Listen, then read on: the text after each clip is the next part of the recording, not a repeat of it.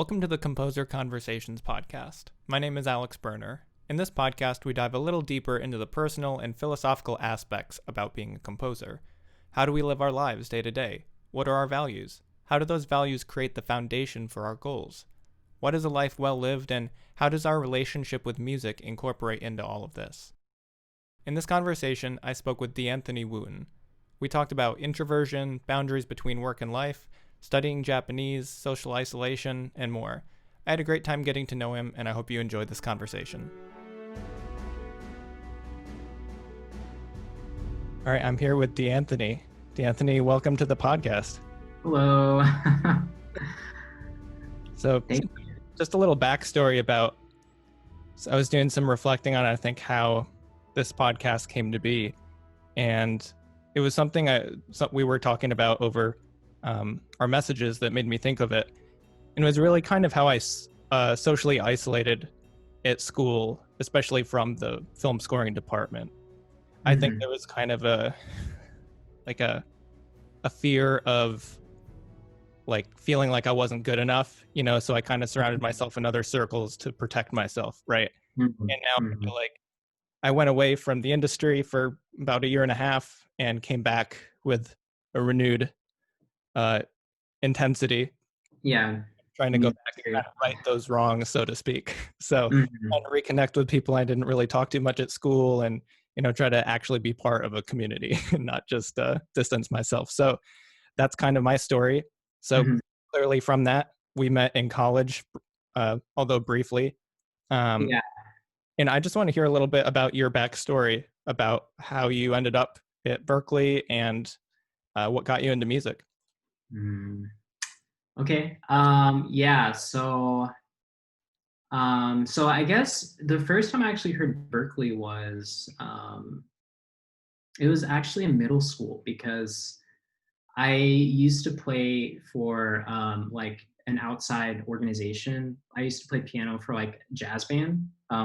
So I'm from Kansas City, and there is a program called the Kansas City Youth Jazz, which basically like kids from all over the Kansas City metro area could play in this group and like play jazz music around the city as like an organization. And a lot of the kids there, well, when I first moved in, I was kind of like intimidated, because I was like, why is everyone like really good? And I was kind of more of a self-taught pianist at the time, because like I would take like Alfred piano book, whatever, like very basic intro piano lessons. And then after a while, like the piano company that I was going to, it was called the Piano Man, they went out of business. So I was kind of just like left to my own kind of like my own methods or whatever. And then I finally got a proper teacher closer to middle school, which was when I joined this jazz band. And I heard Berkeley from some of the students there. And I was like, oh, like what's Berkeley College of Music, whatever. And then I did more research, and I later figured out like, the school is pretty interesting because it had a diverse range of disciplines, I guess, versus like, other schools that were primarily only like classical or like jazz, like they're like strict in that world. So I don't know, I kind of like was very interested in the school at the time, and I guess my interest grew over time. But from my past, how did I get into music? So my parents do not play musical instruments really. So, but my dad, well, I think more so my dad, but I guess my mom too. They both love music in general. So I was born in Orlando, Florida, Nice. originally.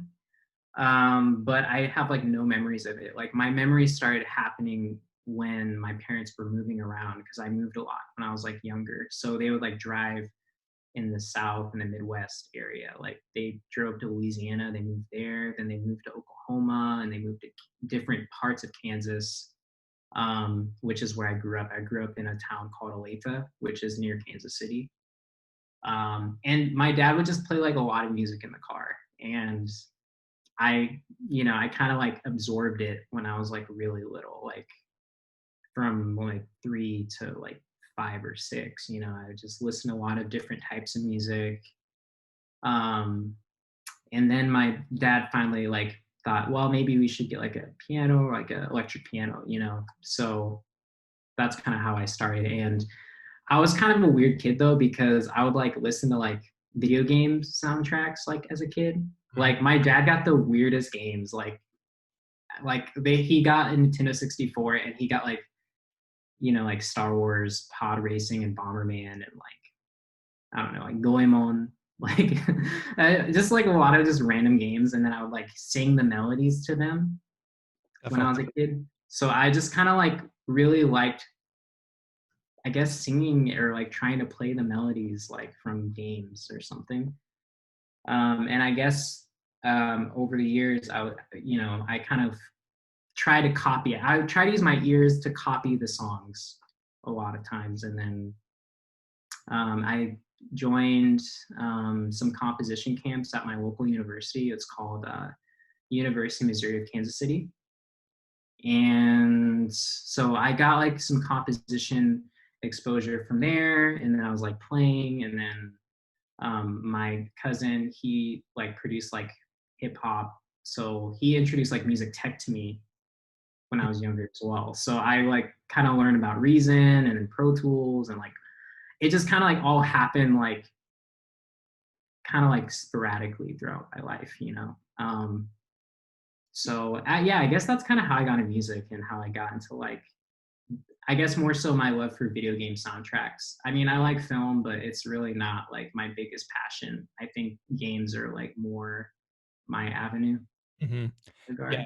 it's funny. There's a lot of parallels there because I'm also from a rural area, and a lot of my music education was more or less self-discovery, right? Just interested in something. Oh, I want to go try to do that, and just kind of following that natural curiosity. And Yeah. being bored. Yeah, I don't know if it's the case for you, but being bored in a small town is a good motivator to Yeah. pursue it. It's like the palette town of music, you know. You just kind of start somewhere small and then you just keep going. I don't know. Sort of like that. I don't know. It's Yeah, weird. and Yeah. I feel like my music education kind of ran in parallel to my formal music education, like in school, because Yeah. I played clarinet growing up in Mm, a cool band and orchestra, but I never practiced that much. So I was learning from it, but not too actively. I was kind of just going through the motions.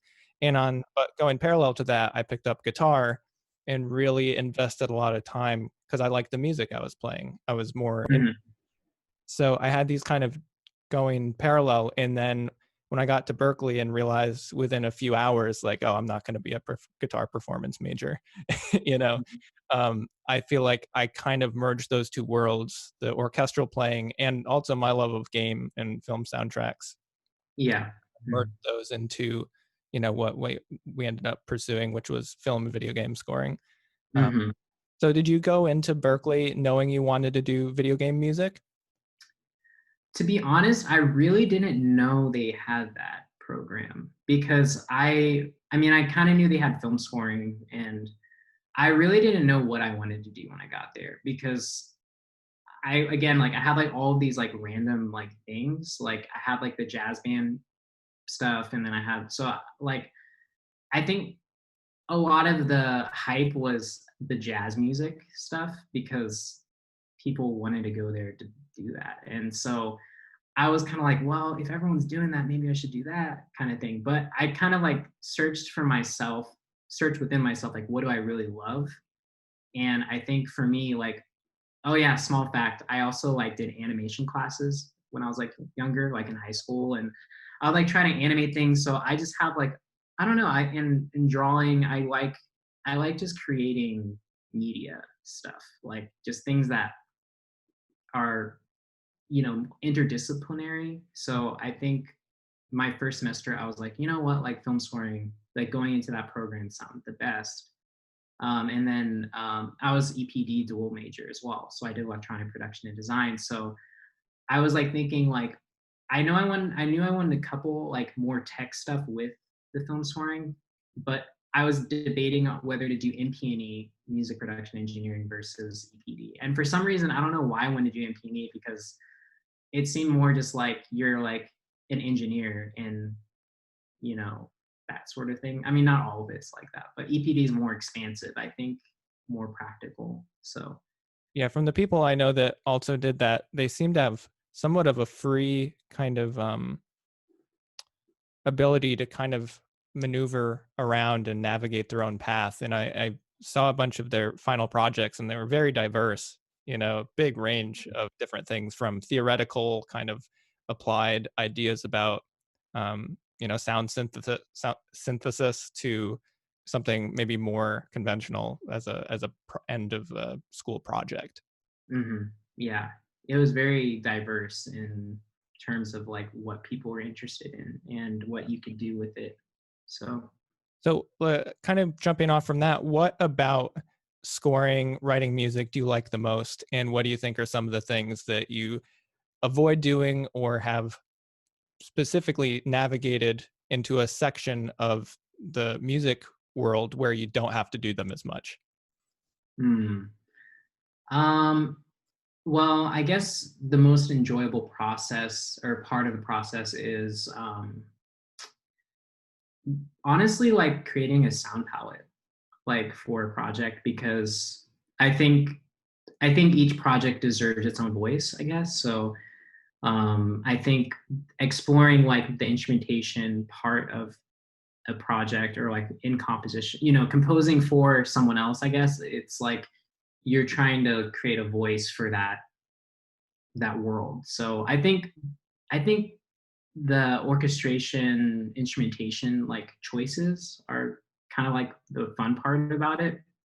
um, I think being a piano player makes the harmonic stuff a little bit easier for me.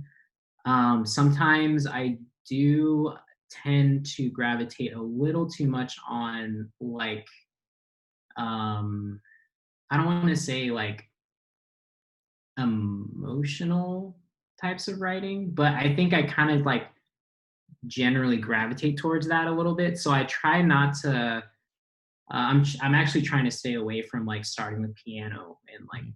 staying away from like my primary instrument because I like when I play piano that kind of comes out more because I'm generally uh, I tend to play more emotional stuff. Like I mean I love like Ravel, Chopin, like even like for like jazz musicians, Tigran Hamasyan, Ahmad Jamal. Like I love things that kind of touch heartstrings a little bit. So I'm trying to stay away from that more.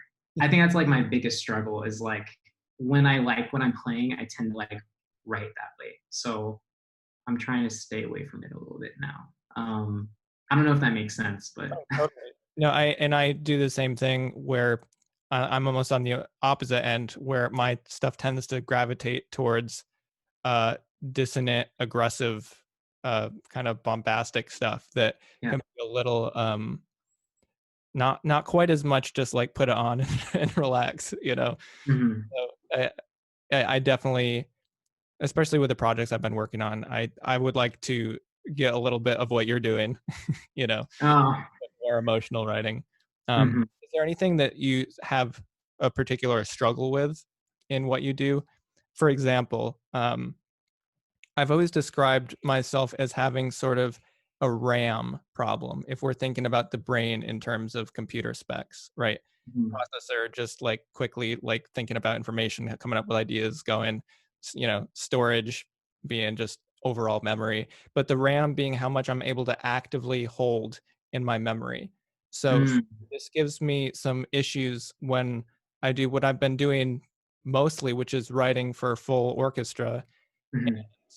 being able to comprehend and listen to all the parts and think about them all in conjunction, like simultaneously. Hmm.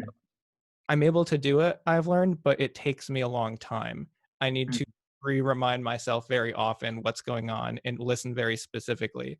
So I've tried to figure out ways to mitigate that by, just things I do with my workflow. But that's, for example, one of the things that I find I have a hard time with. Whereas I could go write something and get an outline harmonically and melodically super quick, but then Hmm. I hit the orchestration and I get midway through and I've got so much stuff, I'm just slows down. Yeah. Yeah, that makes sense. Yeah. Yeah, I also tend to run into that issue, especially because like little TMI, but like I like sing in the shower a lot for some reason. Like when I'm like doing random things, like I'll like sing or hear like the orchestration going, or like if I'm cooking too, like I'll like hear, I'll come up with these ideas, or I'll think of the orchestration aspect of it, or like what are going to do which instruments are going to do the counter lines, which ones are the supporting role, which ones are like the main forefront, all these things.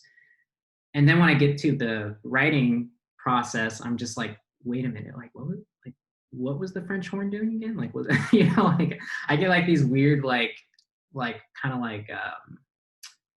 like trying to recall what I was thinking about. So I guess one way to help alleviate that a little bit, maybe like, I mean, for me, I try to do voice memos because Mm-hmm. like that helps me remember kind of like what I was thinking about. And then like I don't know why, but like even if it's like one like singing, if I'm singing like one line, obviously, because you have one voice, so um I'll remember kind of the other parts too, because I'm like, wait, oh yeah, like I was thinking about all of those other things.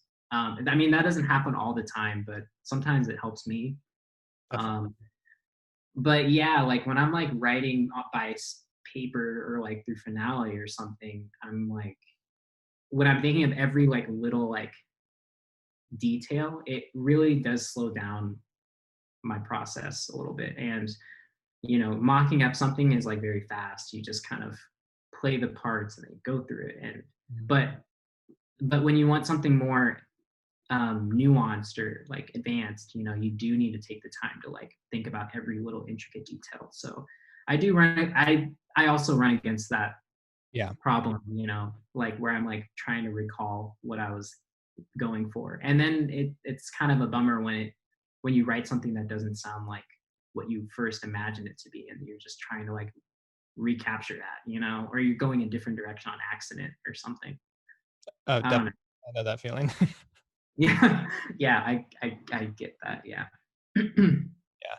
No, I think there was with orchestration. I'm my guess is that because it's such a complex and like multifaceted study, I bet in 15 years I'll be able to do a lot more automatically and Mhm, then go back and fix mistakes or clashing things. I think I'm mhm, still in the area of, when you have to think about your fingers playing on piano and still trying to be like, oh, does that work? Does that work? mhm. What's a way to voice a chord in the woodwinds? But when that Yeah. becomes automatic and you just are writing it like second nature, I'm sure it begins to look to other people what other true like masters look like to people, which is like it's magic, right? How do you do that? It's Mhm. I don't know, lots of time, lots of hours practicing. Yeah. I think a big thing is definitely the experience. Cause I mean, I when I look back at like what I sounded like 3 years ago, it's changed a lot. Um, and my knowledge for like certain instruments has improved, and I mean, it does kind of take time to like sit down or discipline, I should say, like sit down and like study like an instrument, and Sure. these very specific things.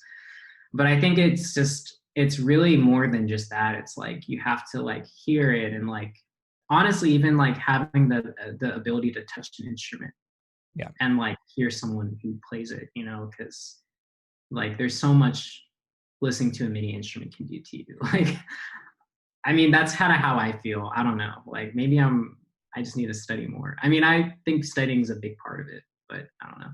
Sure.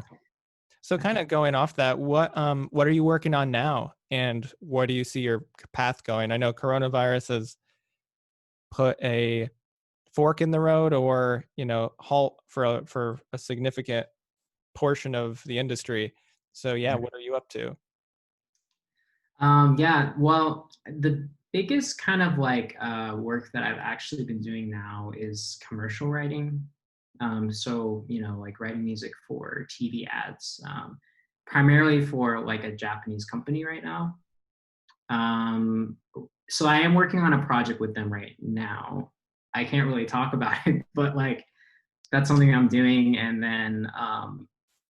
And yeah, and then just I've just been basically working on like small indie games, like, you know, trying to keep up with that. And honestly, it hasn't been like too much because since COVID hit, it's been kind of like 1 month I'm doing some stuff, and then it's kind of like a dry season sort of thing. Um, yeah, and then I'm actually like releasing an EP this week. So I mean that's something that I've been working on for a while. It's basically done now, but yeah, it's weird because like I'm like while I'm getting these like gigs, I'm like trying to make my own work or make my own projects Yeah, continue. So I don't know. It's been a weird time for me. In sure. all honesty. Well, I'll make sure to link your EP because this will be released next week. So I'll make Yeah, a link to that in the show notes. yeah, Uh, yeah, I want to hit on you mentioned working on a Japanese project. Don't worry, I'm not going to make you talk about anything you can't. But with yeah. learning Japanese, first of all, when did you start learning the language? And through learning about the language, how it's spoken, and the culture, has it affected how you view music in general or what you do in music? Yeah, that's a very good question. Yeah, I mean, well, the first time I started like learning Japanese was actually through a high school program. Um, so my town or like the district, the county that I lived in, we have Japanese exchange students coming in every 2 years. So and they also have like a Japanese language program, which is interesting because we have a friendship city in a prefecture in Japan. So we have like this kind of like ongoing like exchange circle going, like where students would come in every 2 years, and then they would send students there every 2 years. So that was kind of so high school was kind of like the starting point for my Japanese speaking and my learning. It was kind of cool too because it was a little bit more than just like the language. They would also teach about like a little bit of the history and the culture and different things like that. And then with students there, you can ask them and talk to them. You can ask them questions and talk to them. So I actually went to Japan for a tsunami like relief exchange program. This happened 2 years after the 2011 earthquake tsunami. Mhm. And so I went to the places that were hit by the tsunami like 2 years after. So that was kind of a lot because it's like not only getting the culture, but you're also getting like something like really intense, in terms of like your connection, with people. So I don't know. After that trip, it was kind of like it was it was kind of different for me how I like outlook out how I saw the country as a whole. Mhm. So yeah, and then college, I don't know, like I guess there was a period where I didn't really use the language anymore, and I didn't really. I had like pen pals, I had friends that I would like speak a little bit with, but my Japanese was terrible back then. I mean, I won't even say it's good. I mean, it's okay. I can communicate and read and write and stuff, um, but I hesitate to say I'm fluent because there's so much that you have to learn to be like native speaker. So I'm not like I don't think I'm like fluent, but I can communicate. So I basically had like this weird moment in college where I was like, maybe I should keep my language ability going. Like, and so outside of like my like schoolwork, I would like take time to like study the language more because I thought maybe it could be useful later. Um, and so I went kind of crazy with it. I like put sticky notes in my apartment, like like words just to like use them in my vocabulary, or like I would like try to like write sentences in English and try to like translate them. And then there's also like a Boston University group that had like people like practicing both English and Japanese, so I'd go there every now and again. And yeah, that kind of like led to the like my internship after college. So I did an internship in Japan in Tokyo over the summer, Oh, cool. after graduation, and I came back. So it was like, all right, you're done. go back home. I was like, okay, back. So yeah. Nice. What was the other part of the question? Sorry. Has it impacted how you think about music or your kind of impact in music? Oh, like how it impacted my musical Yeah. like work. Yeah, I think it was, to be honest, I feel like my musical work kind of did change a little bit. Um, I mean, in a lot of like, I guess Japanese games, they used a lot of piano in their scores. Hmm. So those, the piano would be kind of like in the forefront, and then like the orchestration's kind of like behind it. But I think that kind of like rubbed me into that sound a little bit more. And then also just certain like melodic structures or figures kind of, I think like listening to them over and over and over in your head, like when you listen to Ryuichi Sakamoto or like whoever, like for a while, Yeah. um, or like when you like watch advertisements on for like months and you're just like hearing these like melodic figures, you're just like, okay, like it changes how you write or look at music a little bit. Right. Because I think in America we have like a monochromatic kind of like sound. Like when you think of a project, you think, oh, this is like the sound for this movie. Like, but in Japan, it's like, oh, like here's what we think works for this scene. Then you go to the next scene, it's like this is what works here. Then you go to the next scene, this is what works here. It's like very like structured. Hmm. And yeah, I think I changed a little bit like when I came back. I mean, I don't know, like Yeah. I can't really say for sure like how it changed me, but I there's part of me that says, yeah, it kind of changed me. Yeah. Sure. And part of the reason I asked was because I was when I was thinking about that, I remember I wish I could attribute this to its correct source, but basically it was a assessment of music written with vocal music written in English versus like in the Latin languages. So it was either examining, I think it was Spanish or something, and there was a very distinct difference just because of how words sound in melody structure and in rhythmic structure. I think Mm-hmm. English had a wider variety of rhythmic variants compared to the Spanish melodic structure, and it was because of a lot of the way that the words flow and the way the syllables go one after the other, and it's just interesting to see how that's expressed over time in music written to what just flows well on the mouth, or on the voice. Mm-hmm. So, Well, the interesting thing, well, for the Japanese language, the verb comes at the end. mm, So you kind of have to like wait until like someone finishes a sentence to really grasp what they're trying to say. I mean, you can kind of like guess what they're gonna say, but it's like you just still have to like wait. So, and also, yeah, the phonetics are way different. mhm, Like English has way, I think English has more nuanced sounds. right.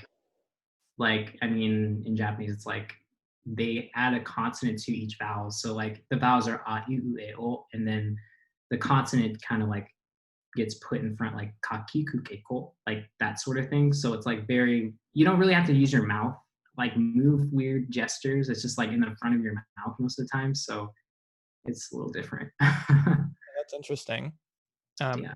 one of the things I also wanted to talk to you about was something you mentioned in our texts, and I alluded to at the beginning of this was um, being an introvert.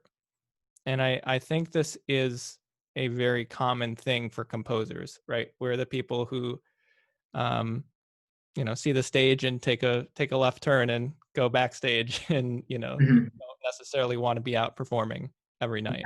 There's Mhm. obviously that's not true for everyone, but I think on the whole it's true. And with that comes some issues around career development, I think. And I noticed this with a lot of people and myself. And I want to bring an analogy from a video game. Um, you're familiar with The Sims? Kind of, yeah. I mean, I played it like a little bit when I was younger, but So yeah. basically in the game, it's like you create your little people and you get them jobs and you develop their skills and they get promotions. When I was a kid and I was playing this game, I would always have my Sims study and practice and get to be the best in the career. But there was a career requirement to them for them after a few career advancements that had to have a certain number of friends. And I would always get so annoyed by that. I was like, why can't they just be experts and get to be the top of their career? Like, why can't Mhm. I just focus on that? And it dawned on me the other day when I just remembered that back. It's like, oh, your network, like that's such an important part of this. And Mhm. it was funny to see that expressed even in my um, play style of a game. But it's something I've noticed is something a lot of more introverted people or composers in general don't feel comfortable or don't like doing. Mhm. So, is there anything, first of all, is that a true thing for you? And is there any advice or any things you've seen or found that help you kind of get past that? Mm. Yeah. Yeah. Well, in my daily life, um, like it's weird because like I'm introverted, but I like going outside and like seeing nature or like seeing things. I mean, I'll just take like solo adventures by myself and just like, I'll just, not necessarily people watch or anything, but more so just like I'll walk and I'll get a coffee and kind of like live my life a little bit. I mean, there's nothing really, I don't think there's really anything wrong with being introverted. I think in networking situations, I think I try to balance out my recharge. Like I like go over recharge. Like I'm just like, this is my time. Do not text me. Like I just need to like have a moment. And so I think distinguishing your work moments versus like your life moments, I think that's very crucial because if you start blending them together, you start feeling like you never like recharge ever. Like at least for me that happens. So I try to like keep my distinctions very clear. Like this is when I work, this is when I relax and like have my own space. And before COVID, there would be, there we would have there sometimes there's like networking events going in LA. And it was funny because like when I go to them, I kind of like put on the like, oh, like I'm, super friendly. I mean, I don't see myself as mean or anything, but like, just super out, like, oh yeah, yeah, yeah, like what's your name? Like what do you do? Like blah blah blah blah blah blah blah. And a lot of people told me like, wow, like I thought you're like extroverted because when I tell people I'm like introverted, they just think the networking version of me. Hmm. But like I think that really came into play. It really was just me kind of like trying to like fit into that culture of networking, and but genuinely, I think like, yeah, like I want people to feel welcome. I want people to like not feel uncomfortable around me, but at the same time, like I can't be there for more than like a couple hours. Otherwise, it's just gonna be like I get very drained and I'm like, okay, I get it. I have to go. Like, so, Yeah.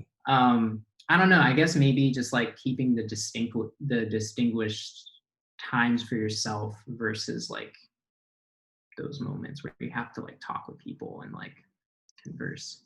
Yeah, I think that's really important. That's good advice to have those boundaries for yourself and Yeah. to really prioritize your own well-being. Mhm. And because long term, if you don't prioritize that, you're just going to get worn down and overwhelmed and have a Mhm. quit or have a breakdown or something Yeah. Yeah. eventually. Um, Yeah. Speaking of time, one of the things I'm really interested in is optimization.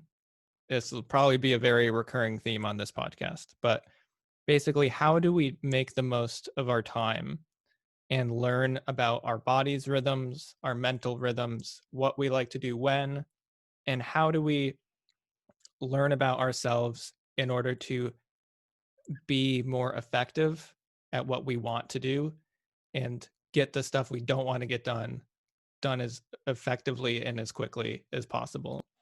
So, Mhm. um, kind of through that, um, along those lines, the example I usually use is I write music far better in the mornings. I wake up, there's lots of ideas. I can get stuff done really quick. And Mhm. I edit better at night, Mhm. better at just listening, kind of taking in the whole piece and just picking out details that I think need to be changed. And in the Mhm. afternoons, I don't work because I'm useless and I'd rather get other stuff done that I don't need to be mentally present. Mhm. Have you noticed anything in yourself that has allowed you feel like better optimize your work performance? Or even it could be totally unwork related. It could be literally like, oh, I like to meditate in the morning and it makes my day 20% better. Mhm. Mhm. Well, for me, I don't think I'm actually as organized like that. I kind of just, I mean, there are days when I like work in the morning, and like, I mean, I typically like make coffee in the morning, and then I'll like make breakfast, and then sometimes I'll like work with my breakfast. But like it's kind of a little random because sometimes I'm a night owl. Like I'll work kind of late, and sometimes I feel like I mean, like personally for me, like evening time is kind of where I'm like thinking about a lot. Like I'm thinking about my day. I'm thinking about, a lot of the conversations I might have had that day, or like life experiences. So for me, night actually is a more like saturated time for me because I've processed a lot of information Sure. from different things. Morning, I feel more like that's like my study time. Like if I'm like if I'm studying orchestration or something, or if I want to like listen to something fresh. So I guess I'm a little bit of the opposite, actually. And I don't know. I don't know why I wait a little bit longer to do work. Sometimes I do work in the morning, but I work way faster at night for some reason. Not recommending that to people, but that's Yeah. just I how. mean, everybody's got Yeah. to figure out what works for them. Do you Yeah. think, so for example, I noticed that my my parents had pretty structured kind of routines, right? Mhm. And the way that I started to make myself what I would call like in a successful routine was Mhm. through that structure for me. And I know a lot of people just can't function like that. That's just not them. They Mhm. have their own ability to just kind of naturally monitor their rhythm and just go with it. And if they were to be put on a schedule or in a box, it would just kind of crush their creative flow. Yeah. Is that something you feel like you've had your whole life, or is it something you feel like developed, or was it even something that wrestled with? For example, when I tried to kind of have what you're describing, I would have a lot of anxiety. Mhm. I wouldn't be able to. I'd be like, but when am I going to get it done? Is it going to be now? Is it going to be in 20 minutes? I can't feel good about what I'm doing now because I still got to do this. And I have a Mhm. very kind of structured, um, like theoretical way that things should happen in my head. And because that, I've manifested this more structured lifestyle. So is there Mhm. anything you could like tie that back to? And kind of returning to what I asked, like, have you always been that kind of rhythm even when you were a kid? Um, I'm trying to think what was I like as a kid. Because I mean, at those times, I mean, my parents would like structure a lot of my life. So I guess um if I were to think about my parents, like my dad, he would get up at like 5 a.m. every morning. He would like make a cup of coffee and like get his work started Mhm. that early. Um, However, me on the other hand, I was just like, why do you get up that early? Like it doesn't compete to me. Like why you do that? Because it's like sleep is beautiful for me. Like I just love sleep that much.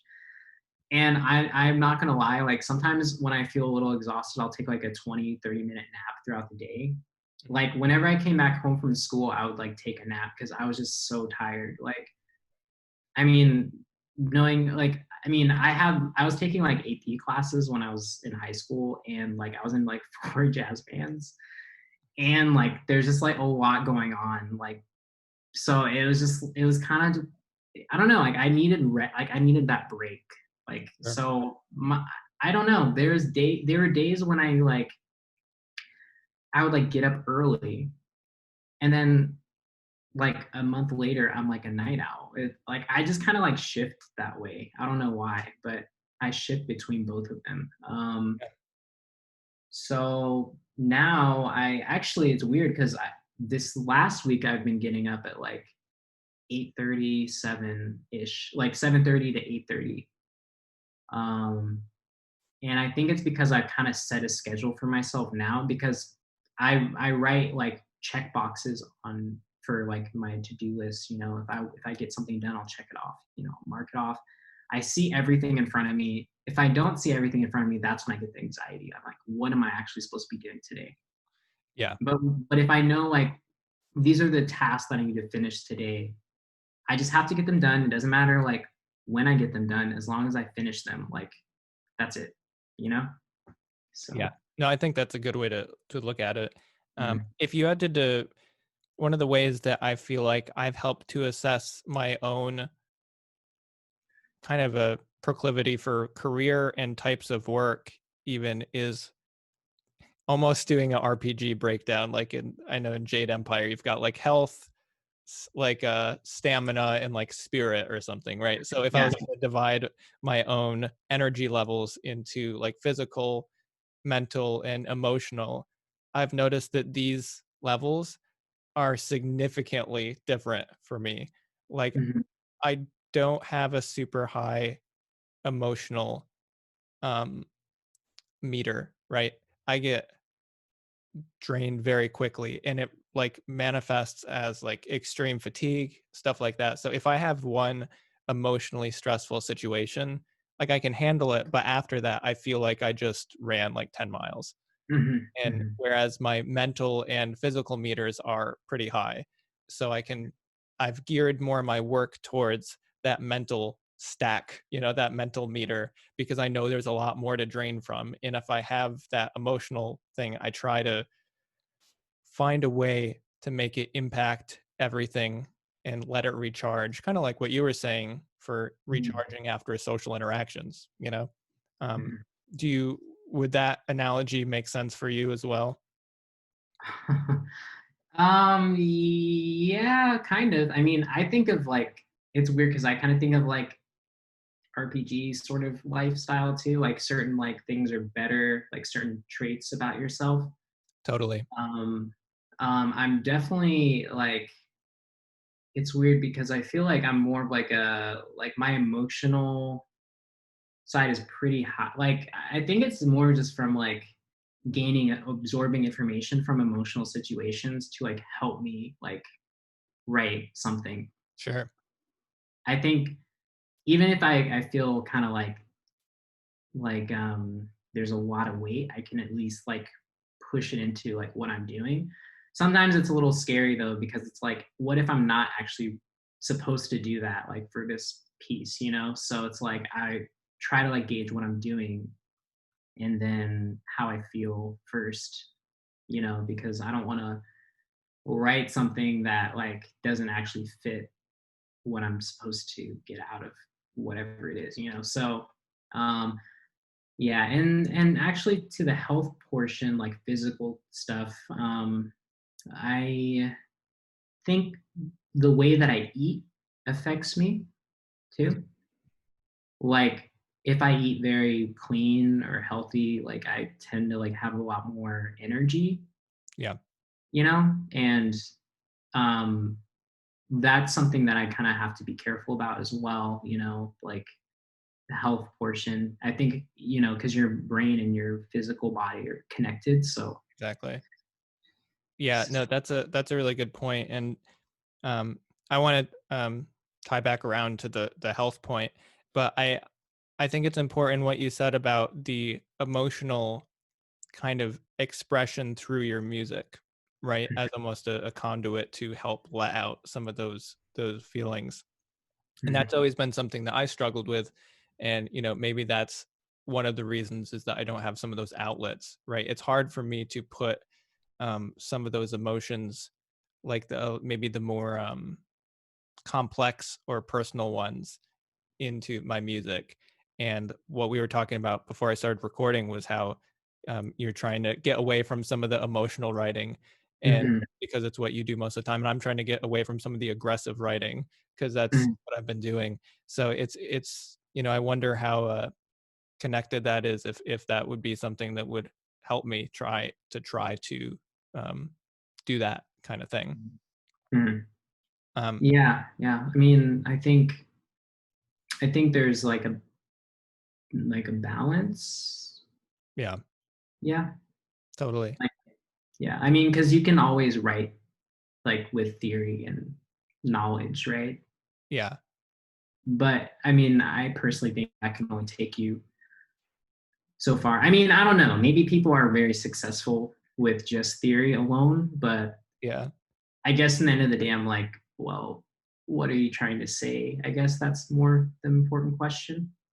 Sure. Yeah, I feel like with a lot of my music that's more aggressive, it's almost more of like a physical outlet. I sometimes I'll like move around the room like with figuring out the accents to brass hits or something, it just kind of like feel it, and it's kind of a physical outlet. But yeah, I think that's an interesting um thing for people to think about, and I do think that's always something I've been trying to be more open about, is figuring out how I can use my feelings to make my music better.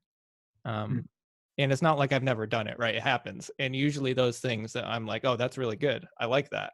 And that's like, Mhm. oh, because I had it connected to something. It's just something I'm still working on. Um, Going to the physical health stuff, what is some things that have worked for you in kind of maintaining an energy level or feeling good or keeping yourself in the place where you can be happy and productive? Coffee.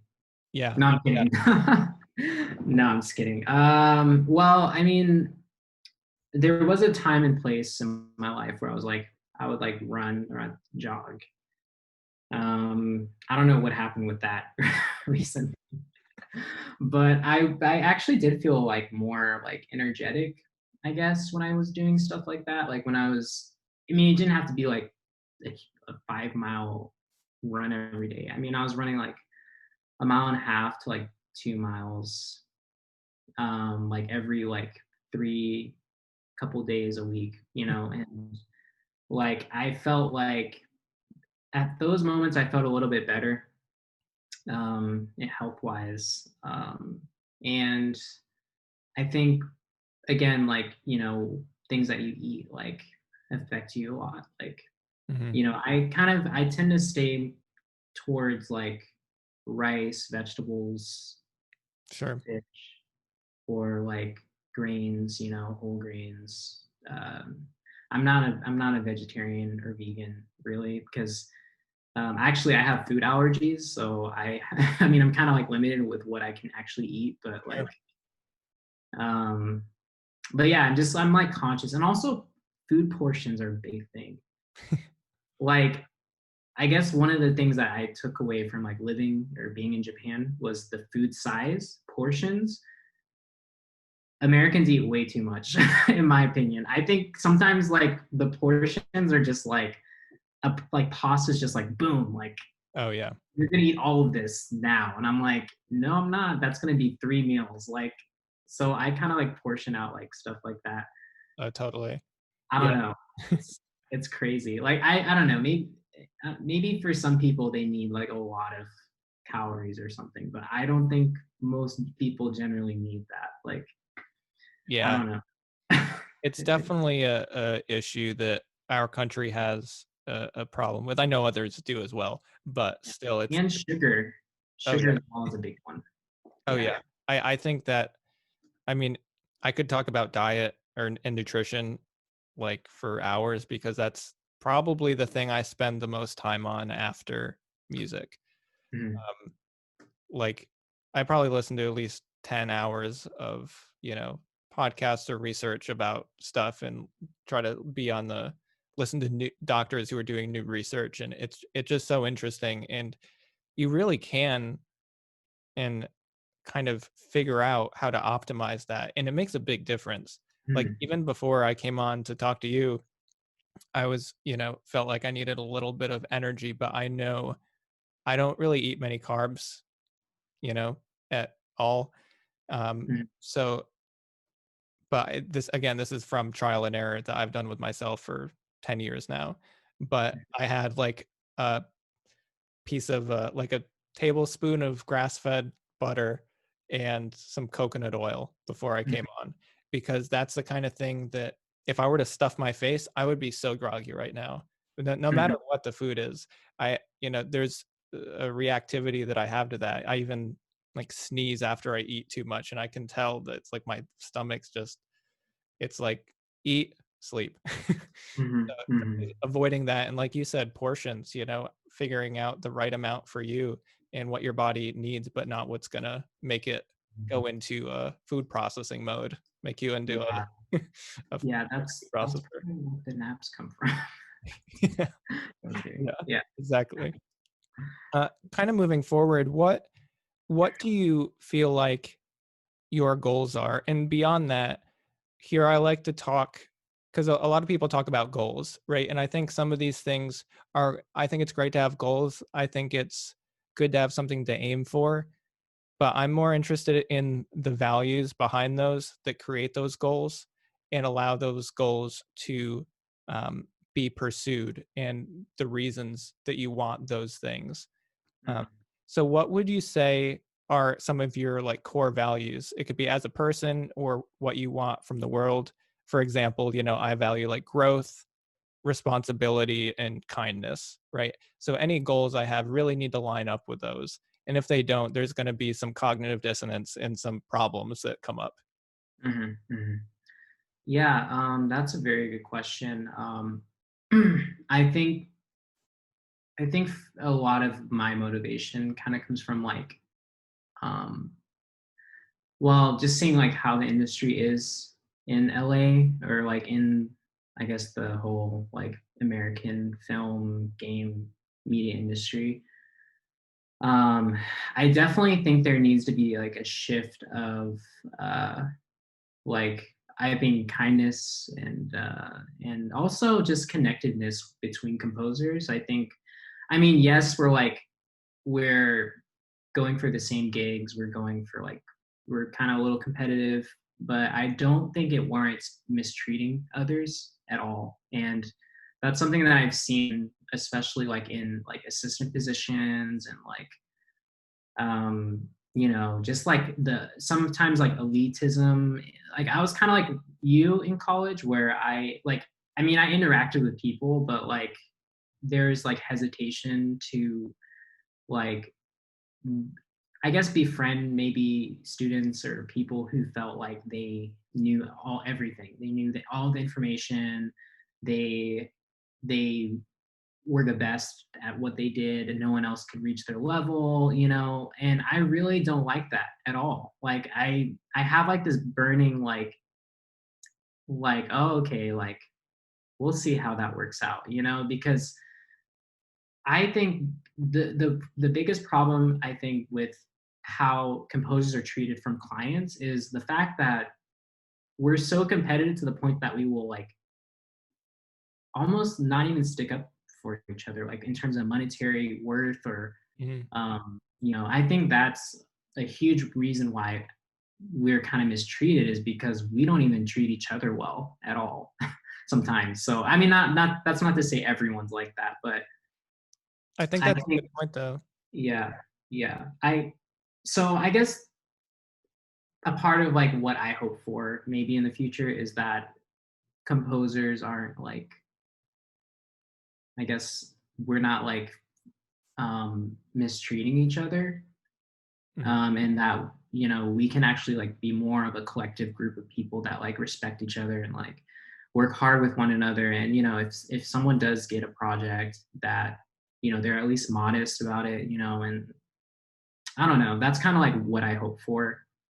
And that's kind of like what I'm striving for. And then there's another part of me too that like, I definitely want to like help like the Black community more in my life and like be kind of like sort of like an example in a way maybe, but I don't again like I don't like the pedestal like Sure. feeling. Like I'm just kind of like living my life, whatever I do, like if it affects my work positively and if it like inspires people, then great. Like, but you know, I don't really care about like, fame or anything. I mean, it's cool, like, yeah, if people know about you, great, but like, and then at the end of the Right. day, like, I mean, I'm not gonna be around forever. So like Yeah. I wanna hope for people to like take the torch, and like do their thing, and we're all like doing our thing together, and I want to stand by people. I want to stand by my friends, I want to stand by people that like care about me and I care about them and like that sort of thing. So I guess that kind of motivates me to Mhm. keep going. Yeah, So I think that's a great answer. So I also like to encourage, um, people to be positive about themselves too. So what would you say is kind of a standout thing about you that you feel like is going to help you either be successful or just be happy about yourself, you know? um yeah, I mean, I guess one good trait is, well, I mean, I'm a pretty good listener, I think. Mhm. Like I'll hear someone out till the end. Um, so I think that's probably one of my strengths, perhaps. Um, I mean, I guess as composers, we have to be good listeners to some degree, but like, yeah, I Oh, don't know. Um, I'd have to like think about that. yeah. No, I cool. don't know. And it's Yeah. food for thought. Um, is there anything you've had to sacrifice to pursue what you're doing now? Obviously, any decision we make, there's a potential other thing we could have done with that decision or that time. But in general, is there anything you feel like you actively sacrificed to pursue what you're doing? Hmm. Um, I mean, I think there's a lot of sacrifice. I mean, there's financial sacrifice for pushing to do this crazy career. That's one sacrifice that I'm making. I mean, I think also a different sacrifice is more like a personal one. I feel um, like, I mean, in some degree, I sacrifice like time being around people because, when you have work to do, like, you have to like do the work as your job. And I guess some people think that like being a composer is always like fun and like cool, but it's like it's a lot of work. It's a lot to do. There's just like so much that goes into a project, and the time that it takes to finish it is so minuscule sometimes. So I'm just like, I'll get a project randomly and I was planning to meet with a friend, the next day, but then this project lands in my lap and I'm like, well, sorry, I got to cancel on you. Like, I can't like, we can't meet up. Sorry. Like we can't hang out or do anything. And then I guess the biggest sacrifice maybe is my family. Like I'm far away from them. And, Yeah. um, that's kind of, that can be a little challenging. Like my family's scattered everywhere. Like my sister's in Atlanta, my mom's in Kansas City, my dad's in Nebraska. It's like everyone's just kind of like so I guess, sometimes I do have to sacrifice like not going home, or visiting people because it's like everyone's just so scattered and Yeah. this industry's crazy. So Yeah. That is tough. yeah. Is there any advice for people you have with that kind of like work life balance thing? Advice. Yeah, I mean, I would say again, it kind of goes back to the point to like structuring your time for yourself versus your work time. Like I guess everyone's different, so I can't really say this for everyone, but for me, I have to like carve out time for what I need to do. Yeah. So I think if you do that, that'll help a lot because you are making time for specific things. You make time for your calling or talking to people versus your work or whatever. So I think that's very important to do that. Yeah, that's fitting because today I just set up like a weekly time to talk to a member of my family because I was like, we don't talk enough. We got to schedule it, Yeah. set it up, and we'll just have it on the calendar and we'll just do it. Hmm. Um, cool. So, is there anything else you want to hit on this topic before we move on to the next section? Um, yeah, before we wrap up this section. Um, no, not that I can think of. Cool. Yeah. All Mhm. right. So, in that case, we're going to move on to a topic that as I always say, I poached this from my other podcast, which I co-host with my business partner called The Switch. And Mhm. that's a podcast about ideas that change people's minds. So it's more of a philosophy, psychology, self-development podcast. Uh, Mhm. but the section is always really interesting because we ask people to bring in something that's unrelated to the main topic. And we're usually talking about their area of expertise. So that's true in your case as well. Um, Mhm. so just to remind any listeners, this is a section where the guest brings in anything unrelated to the current topic, which is music composition.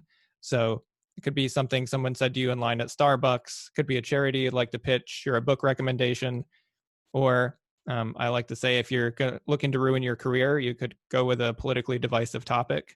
Um, but yeah, anyway, uh, what do you have for us?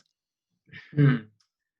Yeah, that's a good one. I mean, well, I think more so I wanted to kind of talk about like social media a little bit and kind of like the importance of it as well as like the dangers of it a little bit. Sure. Um, as well as I mean, again, political stuff is a little like a little dangerous, whatever. But I think one thing that I've noticed, especially since like our whole political stuff going on with this 2020 uh, craziness, is I think again like one thing that I noticed is people are so like bold to say something online and they have like such strong opinions about like what they stand for, which I mean, yes, people should, be confident, but also I think there should be a portion where people can like hear the other party out. I've noticed, especially like, I mean, on Twitter and or Facebook or whatever, there's so many um there's so many arguments going on like at the same time, as well as media kind of like sort of influencing people's choices. I think people need to like read more books for one, and then also like just really just sit down and just think about like what they're about to say, and also thinking about what the other person is saying. I mean, politically we're so like extreme, like there's two parties, they have like very extreme views, so it's like if you're on one end, you have like you have to believe all of these things on one end, and then on the other end you have to believe all of them, otherwise you're not that. And it's like I think people have like different, they share ideas from maybe both, I don't know, but like I wish people would just kind of like really think about things a little bit more before posting or like sharing or something. I feel like the media has a huge hand in how people think or how they kind of like go about social media. Hmm. I think we just need to be careful with what we say more. Yeah. I don't know if that's a good topic to talk about, Yeah. but No, I think yeah, that's great. I yeah. think, and I think you bringing that up kind of goes back to one of the strengths you described about yourself is being able to listen. Being Mhm. able to listen and engage in like consuming long form things, right? Actual detailed information and Yeah. really educating yourself and really learning rather than headline, click it. Yeah. incorporated it into my brain. That headline Yeah. is now my belief. That's how it is, you know? Yeah. Yeah. Yeah. Uh, And it's so interesting. Like, I don't know. I think we generally kind of like we gravitate towards things that we want to hear or things that we want to like believe are happening, or like what stands in my what makes my opinion right, or yeah. what makes me right. But we don't actually want to like challenge ourselves to think, well, why does the other person, or why are they saying those things? And also, like, are the things that I'm like reading or believing, are they actually like accurate? Are they actually like something that I should take to heart? Mhm.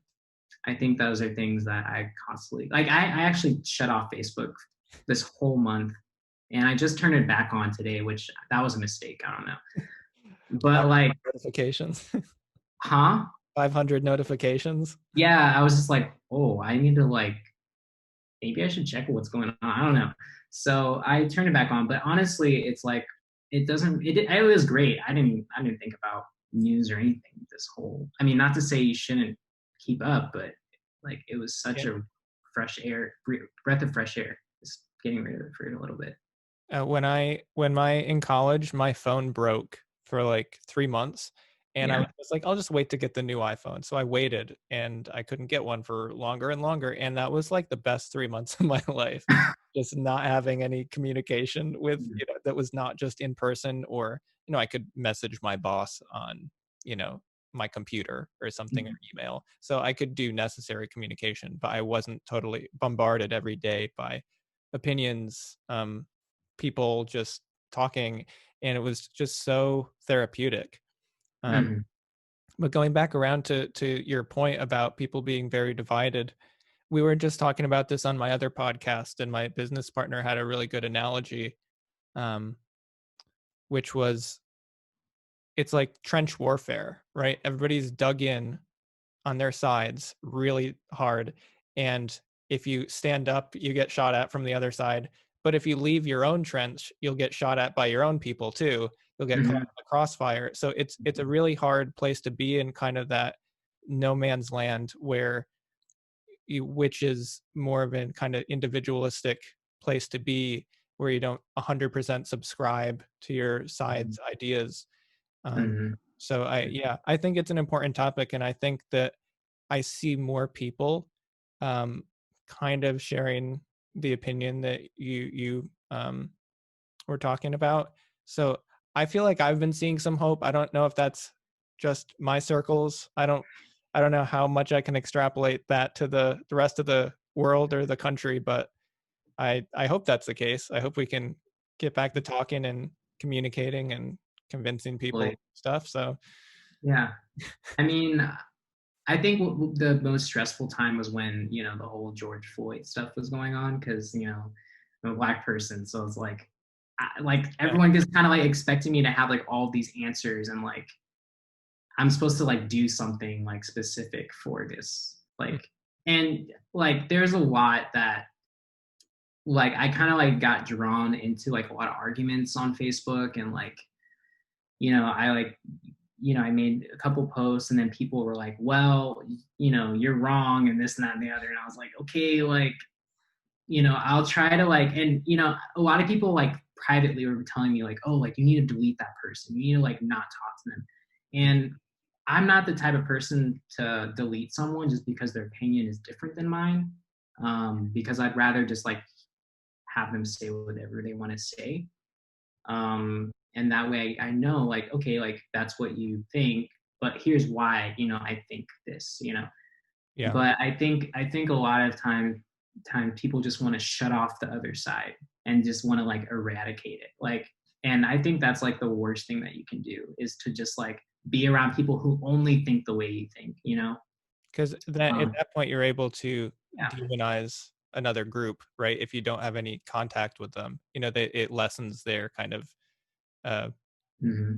personhood, or just exposure, right? You can the more separation you have from something, the more you can imagine that it's so different or it's so crazy or whatever. Yeah, yeah. And it's funny too because it's like, I mean, just by living your life and meeting people different, they get a different perspective. Like you get a different perspective. I mean, that was like the whole thing about being in a different country was, some people like, I mean, some people just literally thought like all Americans were like, like blunt, to be very blunt, like fat people. I mean, it was kind of like funny because when I went there, some people were like, "Oh, like wow, like you're actually like kind of like skinny for an American." I'm like, "Well, I mean, not all of us are like overweight, or not all of us eat hamburgers like every day. I don't know. Like there's like very like saturated like opinions about certain types of people. Likewise with us, like we probably have very like specific opinions, about like someone from a different country. So, I mean, once you meet that person or once you meet someone who's different, then it's like, oh, like we have similarities just as much as we have maybe some differences, but it's not like we have so many differences to where, and even if you do have differences, like there's crossover. Hmm. Yeah. Do you So, feel like do you feel like growing up in a small town kind of gave you a perspective of a different group of people? Like I know that I feel like I learned a lot about people I don't agree with in general by mhm, growing up in like a small farm town and then, moving to Boston, right? A very, mhm, very liberal city. And it was interesting to be totally immersed in both different groups of people. mhm. Do you feel like you saw that too? Well, where I grew up, it was more like my hometown's kind of weird because it's like it's a suburban area, so it's not like a farmy Okay, small town. I mean, it definitely like where I grew up, it was close to like farmland, but like it's kind of like the Midwestern like mix of like different things. Like it's kind of like you're close to the farms, but like you're in like a neighborhood sure. and near like in a suburban kind of town area. Like to get to downtown Kansas City, it took about like 30 minutes Okay, driving. So and it's weird because like with certain things like the outskirts, they're primarily like Caucasian white, but when you go into the city, it's like black.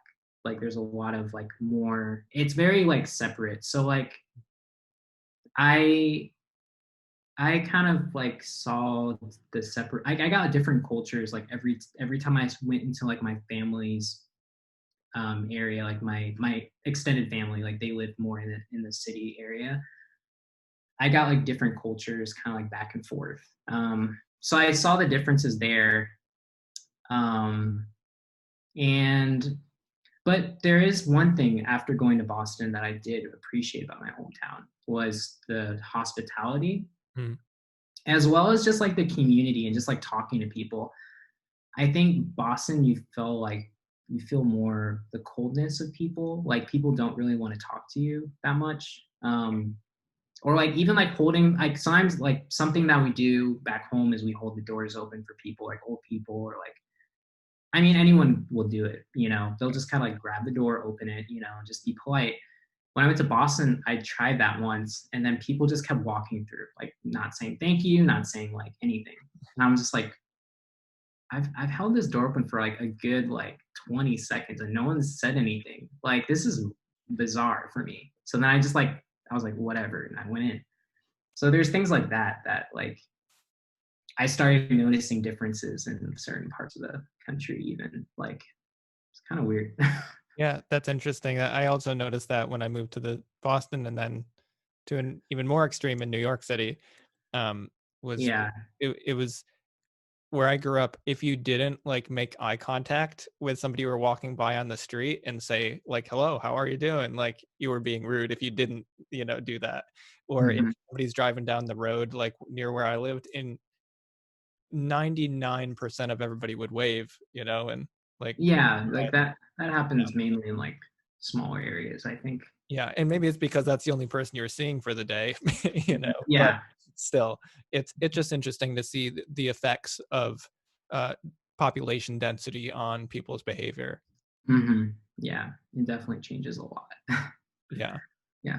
cool. So, is there anything else you want to cover before we wrap up? No, I mean, I can't really think of anything Yeah, cool. specifically. Yeah. All right. Um, is there anywhere you would want to send people to check out your work or music or follow you on social media? Oh, yeah. Oh, Good and your question. EP too. So we Oh, got to yeah, make my sure that. my Twitter is just my name.